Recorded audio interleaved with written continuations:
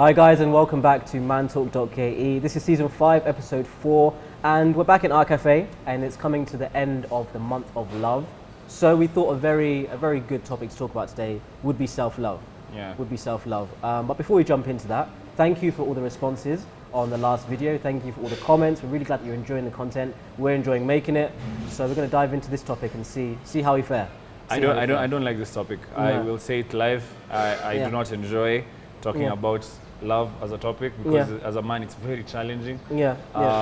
We've looked online for like the definitions of self-love and kind of what that means, and that's what we're going to try and break down today. And we're going to try and break it down for the men to understand. Yes, that's why we have that's why I have devices. That's why you're seeing us with the devices. We're trying our best today to like give you guys, to make it a simplified version. We're giving you the baby food. The baby food of self-love. That's what we're trying to get across. But so I hope you enjoy it. That's how we're going to basically end the month. And so I think the first thing we should do maybe is defining what self-love is for both of us, because we're both men. And let's be honest and elevating, when we were talking about what we're going to talk about this week, we both said, okay, we want to talk about self-love, but where do we even start? Because the definition, how we interpret that, I think is a good place to start, because we were struggling. We were really struggling with it. Like, to be honest, okay, from my viewpoint, so without even the research, just without us getting into it, I think self-love is essentially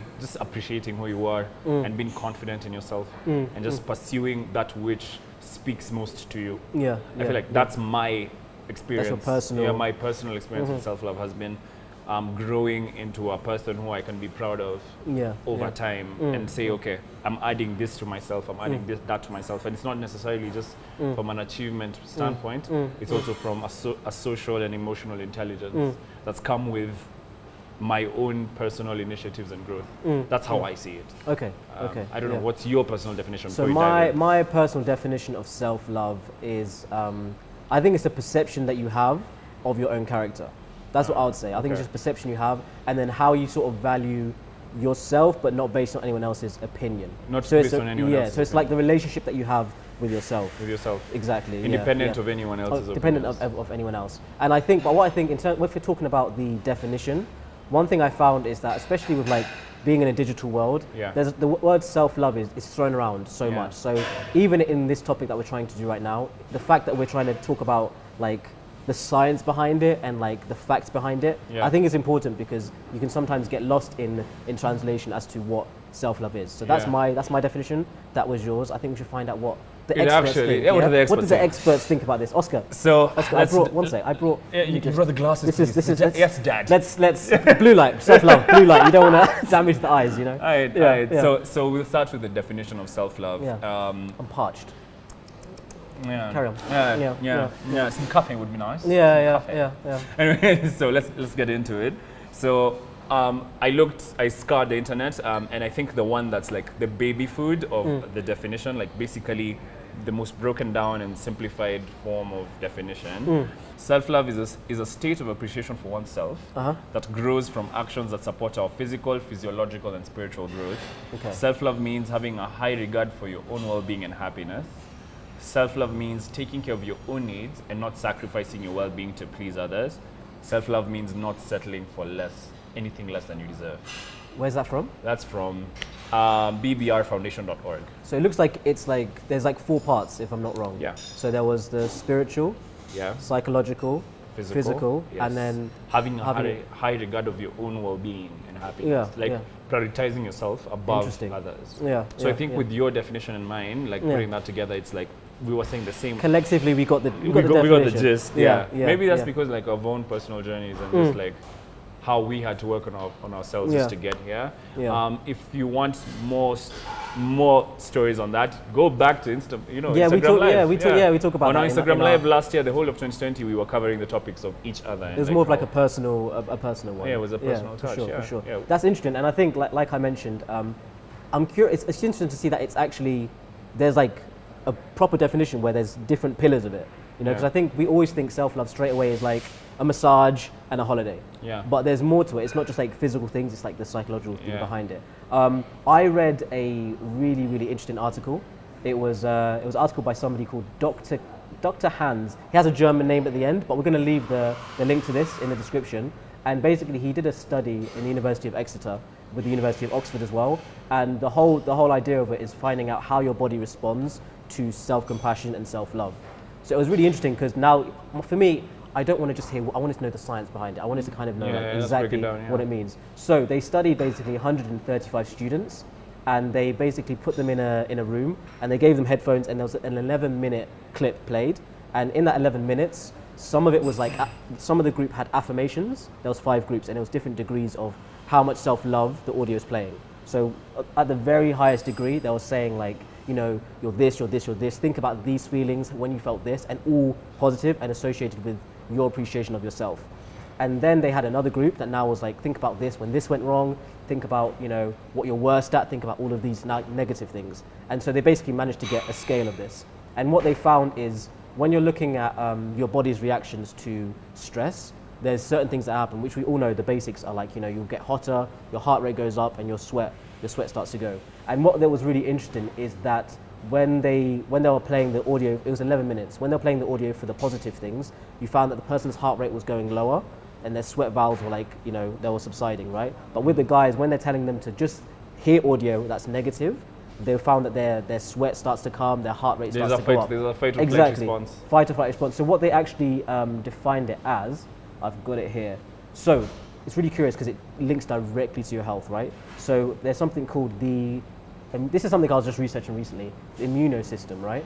So basically they were saying that if consistently through your life, you're putting your body through those feelings of like heart rate increasing, and then just from mental thoughts, your heart rate's increasing, your sweat's going, it starts to now damage the part of your body that blocks you from getting sick more often, basically the immune system. So continual negative thoughts about yourself makes you more vulnerable to now health diseases, just from like your mental. Like we're talking the link between mental and then like physical. So there's a long-term... Yeah, direct links to that. There's a long-term physical impact with the affirmations that you give yourself. Exactly. And kind of the self-talk that you have. Yeah, exactly, because it's called the threat response. I think you mentioned fight or flight, because your threat response is constantly working. So that's why you're sort of going to now, if something like COVID happens or something like you're in a environment in a different country, a stressed person is more likely to get sick than somebody that's actually like having those more positive affirmations and thoughts about themselves. Yeah. So I found that interesting that there's a direct link between like your body and your mind. That's crazy. Yeah. Like that's crazy. Like the fact that self-talk actually has an effect on your body and your like your body from the narrative that you give yourself. That's very interesting.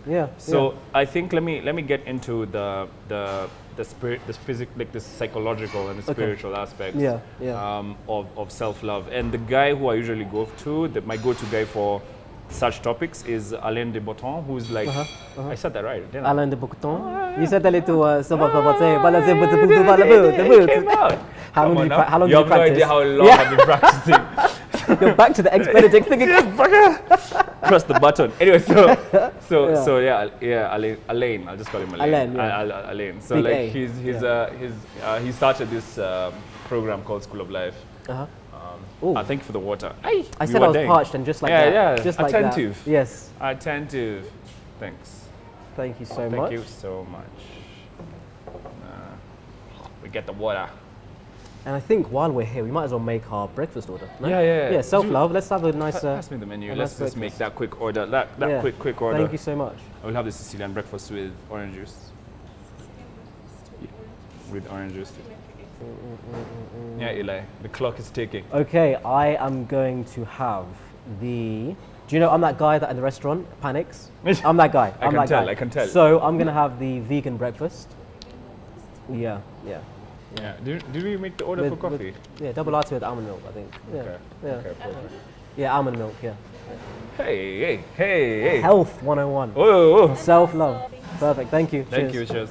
Okay.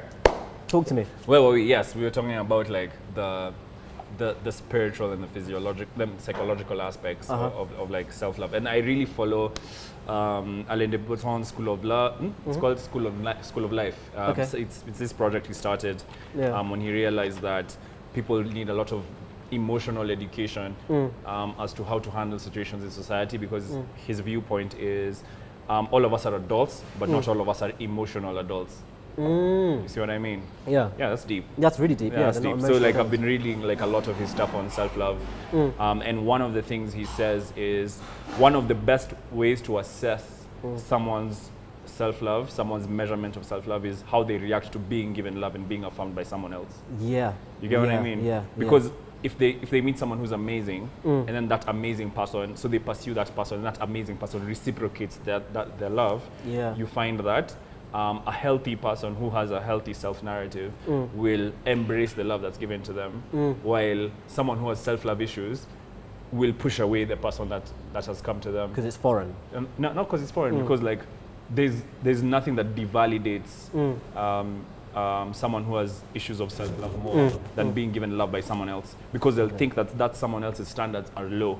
Because they have a low opinion of themselves. So it's like there are those guys who pursue a chick, and then when she gives him back that attention and love, he like just backs away. And then all of us are looking at him like, bruh, but you're the one who was chasing her, taking her for all the dates, and now that she's showing you that she loves you, like you don't give, like you want to cut her off. That's like one of those signs that you don't know yourself well enough to love yourself. So self-knowledge is a pillar, is a fundamental aspect of self-love.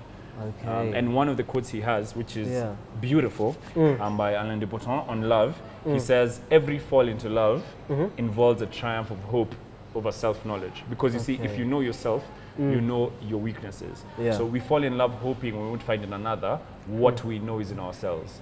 All the cowardice, the weaknesses, the laziness, the dishonesty, the compromise and stupidity. So we can throw a cordon of love around the chosen one and decide that everything within it will somehow be free of our own faults. So we locate inside another a perfection that eludes us within ourselves, and through our union with the beloved hope to maintain, against all of the evidence of our own self-knowledge, a very good faith in our species as human beings.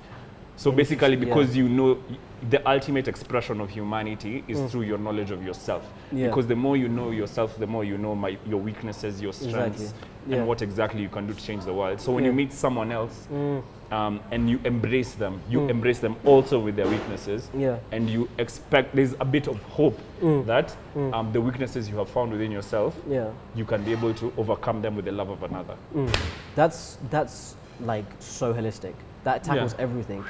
It's gone from like your perception of that person to yourself, and how that sort of mirrors.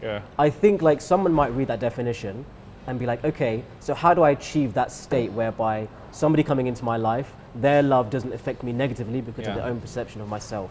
And so what I was looking at like practical ways that you can try and practice this, because I think a lot of the time you can yearn for something, but you're like, what is step one?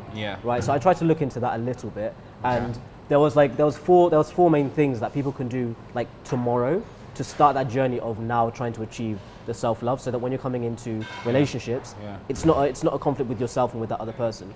So it's tricky, especially if you're coming from a place where you don't value yourself and now you're trying to do these practices. But you know, when they're just like, just start doing something that's foreign, and maybe the worst case scenario is it doesn't work, but maybe it might. So Eli, before you carry on, could you do me the favor of making sure that the steps that you're giving us are applicable to men? Because this is man talk essentially. That's exactly why. We're on the same page. We're on the same page, because I think, and it's back to the definition we were saying, when someone says self-love, a lot of the steps people suggest are associated with feminine behavior in general. So that's an issue. So when I was looking at these definitions, these are things that men need to try and do and not think they're feminine, basically. Like neutralize the thought of your mind as a man saying, don't genderize. I think that's the term. Don't genderize the concept of self-love. Exactly. You should basically just look at it from a neutral standpoint and apply it to your own life as a guy, and on God, like the results. The results will be amazing. Well, actually, before I say the definition, I read something really controversial. This is before we go into the definition of it. Let me find it. So basically, it says, I don't have it here, but basically this is what it said. It says that they were looking at self-love in terms of achieving things in your career and like achieving things like monetary, and being in a place where your performance is being like monitored and being like checked. So they said that in a workplace, for instance, a man, the way he'll perceive anything going wrong is that it's somebody else's fault that things have gone wrong, or when something goes right, he'll say, this is because of me, why it went right. So that's how we perceive different scenarios in our life. Then they said a lady in the same situation, anything going wrong, they'll attribute to themselves, and anything going right, they'll say it's an exterior factor. It wasn't me that did it. Yeah. So it's kind of, I found it quite controversial because I know girls that don't do that, and I know girls that do, and I know guys that don't do that, and I know guys that do. Yeah. But apparently, according to study, that's like the way that we think in terms of men and women. And apparently that's why women sometimes struggle when it comes to asking for promotions, asking for what they're worth in a workplace, because they're thinking, no, anything I have achieved, it wasn't me. So I don't deserve, it was a team. Yeah. So I don't deserve that next paycheck. When men are thinking, exactly. I piloted the deal, I piloted the Exactly. outcome. So I'd be curious to know, like guys, women and men, do you think that definition is accurate and does it apply to you? So we wanted to talk about the steps. What's the steps? Tomorrow if I want to wake up and I want to feel more self-love, what are 4 things you can do? So the 4 steps that I found that are very practical if you want to start tomorrow are as follows, Oscar. Number 1 was amending self-talk. So like back to the definitions we're talking about when how a woman might think compared to a man, is when something goes wrong, you need to treat yourself how you talk to a friend, rather than being like so self-deprecating. So for instance, I make a mistake and I enter something wrong in a spreadsheet. I don't say to myself, oh my God, you're such an idiot. Like, what's wrong with you? Like, say to yourself, you're tired. Like, you might have been tired. And it's okay, people make mistakes. This is what we'll do to make it better. Because when you start, back to that, when we talked at the very beginning, about how it affects the study, when even the mental things affects your body, like those are steps you can take, just like vocalizing or even internalizing positive affirmations when something's gone wrong in that situation, helps even the chemical imbalance, helps that, retract what might happen, and it can eventually become a habit whereby you find yourself in these situations and you can soothe yourself quickly and be like, I'm not the problem, it's fine, and you can relax, be calm, and you can be more objective. So amending your self-talk is number 1 that I found, and I was like, I need to do more of that personally myself. I think I need to do more of that because I think you can set high standards, and when you don't achieve that, sometimes you can really have a go at yourself. That's fine. So yeah, talk to yourself how you would talk to your friend when something goes wrong. Another practical way is writing yourself a letter. This is one that I found really bizarre for me. Yeah, that's crazy. Writing yourself a letter. So apparently the idea for doing this is from somebody called Neffs came up with this whole like suggestion. He said, write yourself a letter to normalize and regulate your emotions. So basically it's back to when you're talking amending. What's his name again? It's called Neffs. Neffs. We'll put all these links to these people at the bottom. So yeah, writing yourself a letter. So for instance, beginning of the year, I normally do like a vision board, but he's saying you can literally write to yourself in a month's time and say, I know this month has started off this is what you want to achieve. If you don't achieve that, that's fine. This is you from earlier saying like, you're good. So whatever's happened on the 30th, I'm reminding you that you're fine. So I was like, that's very curious. So you're having a word with yourself and you're looking at that physical thing from the past when you're at a stable point of, like a stable mindset. Not talking to yourself when you're maybe not stable, and it doesn't even have to be time sensitive. It can just be a reoccurring letter that's basically saying like, you're enough, you're this, you're this, you're this, you're this. So that whenever you're in that space, you don't have to go to anyone else. You go to yourself from when you were stable. I'm going to ask you an honest question. Yeah. Do you think men can do that? I think this is the thing. We need to demystify the fact that writing, because, okay, to come back to that question. Seems a bit corny, bro. Listen, you can write a letter asking for an invoice, right? You can write a letter saying, I need my money. I need my check. Why don't you write a letter saying, I need to be loved by myself? Why don't we challenge guys to try that? I don't know, bro. Why don't we try that? I don't know. You couldn't write yourself a letter. I personally wouldn't. Should we make a deal? Should we make a deal? Let's make a deal. We have to write ourselves a letter before end of February because it's the month of love. Done? Done. And we challenge you guys to as well. Done. Write yourself a letter and see if it works, because the worst case scenario, you look at it and go, but you might be like, oh, thank you, Oscar, from earlier. Oh, I don't think that'll be my reaction. What was yours? This is a bet. Yeah. I don't think it'll be my reaction. I think people love themselves differently. Okay. I think people love themselves differently based on whatever scenario. So for me, my acts of self-love are like working out, which is basically self-care. As a man.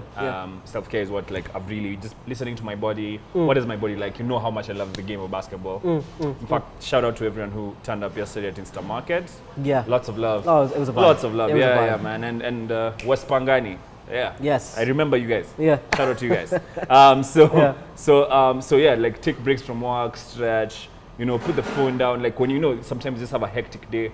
I remember I was on phone with Dr. Bright, and he was like, bro, I've been on calls the whole day. And I was like, bro, put the phone down. He was like, yeah, sure, I'll do it. But sometimes work can get so stressful, so tedious, the grind. And so I always say, like, put the phone down, meditate, like just take a second, meditate. You know, meditate, like take care of your own mental health.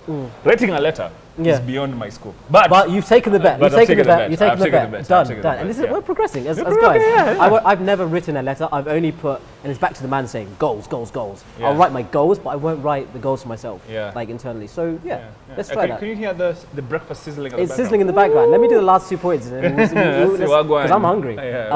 So another one is kind of in line with having these positive things at your fingertips is developing a phrase for yourself. A phrase. So maybe you're about to go into a meeting and there's something you say to yourself. I'll give an example, and I've never said this before. Okay. So I've never had a problem with going into a room and I don't know people. Generally, I'm actually quite reserved, but I have like a process where if I'm in it, we're here. Especially if money's involved, like I'm here. So if money's involved, like, there's no room to be nervous. Come on, I'll feel bad tomorrow. Exactly.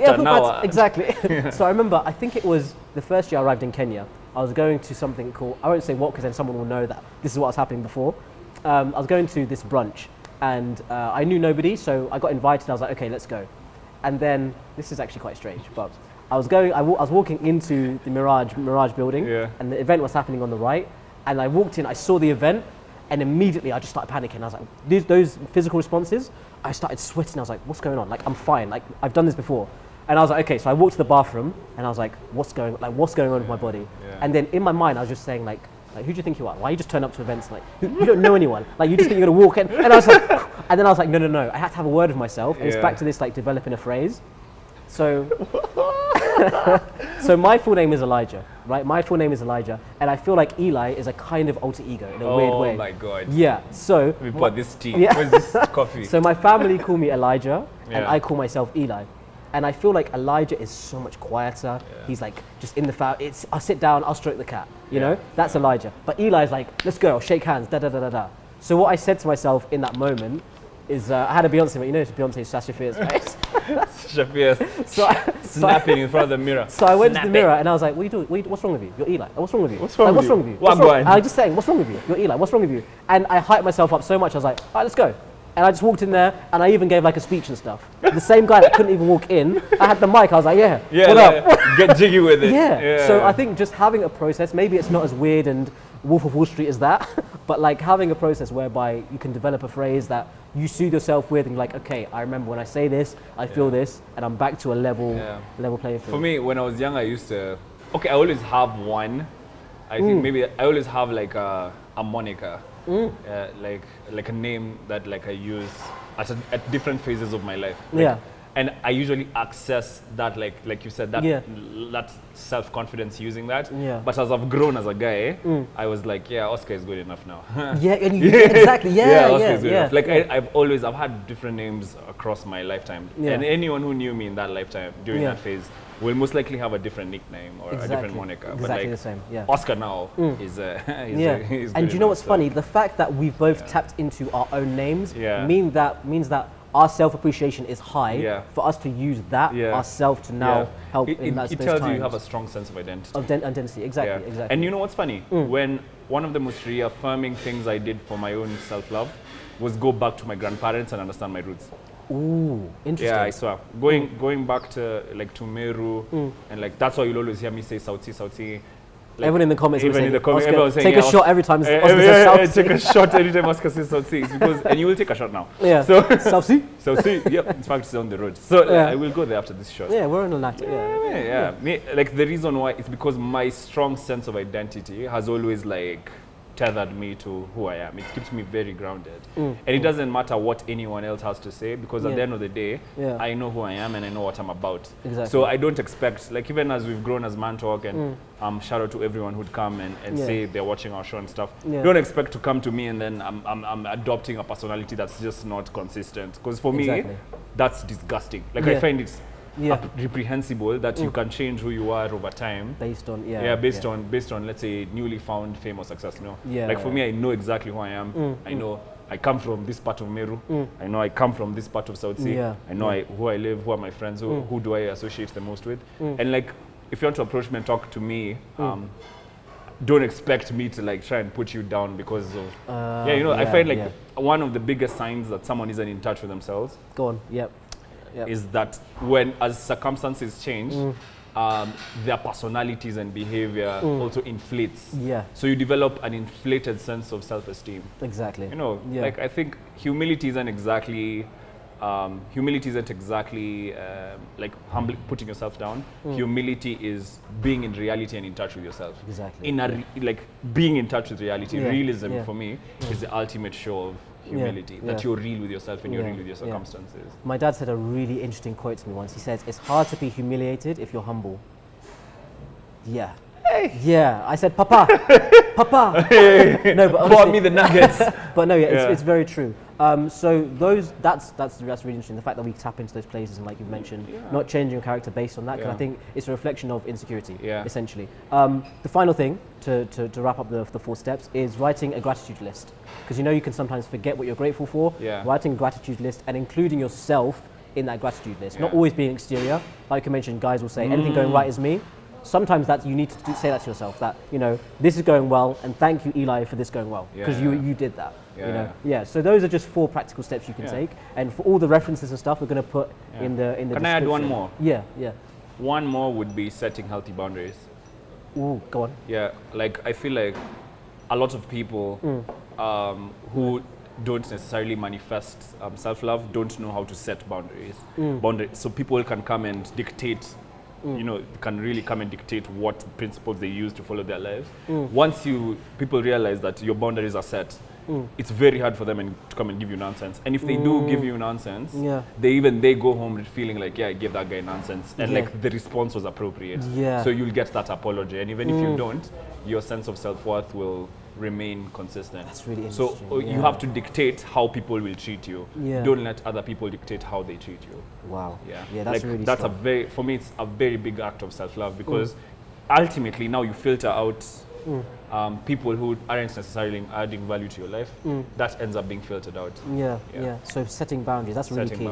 That's really key. So I think overall we just want to say there's hope in terms, if you're not feeling self-love, there's some practical things you can do, and when you do these steps and you achieve the self-love, you're going to be better when it comes to health, when it comes to decision making, when it comes to stability, and ultimately success, which is what Man Talk is all about.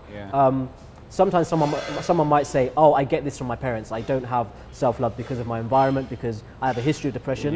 And there's a study that actually said, it was by Horsburgh, we'll put the link again, Horsburgh and Bleidorn et al. And basically he said that 50% of our character traits are inherited. Right, so someone might take that and look, glass half full, half empty. Someone might take that and say, well, half of me is going to be depressed. I don't have self-worth. But the good news is the other half of you is something you can work on and take these steps to do that. So you can define your personality, define your self-worth. It doesn't have to be a result of your past or your environment. Exactly. That's a very good shout. But we also have to, Alain again, when he talks about self-love, he says, you have to develop an alternate history of yourself. If you have a past where someone who you expected love from it came unrequited and they didn't reciprocate that, you have to create an alternate history of yourself to differentiate yourself from that sense of, that sense of humiliation and that sense of pain and shame that came with being put down by someone you expected love from. Because, so you just create an alternate narrative.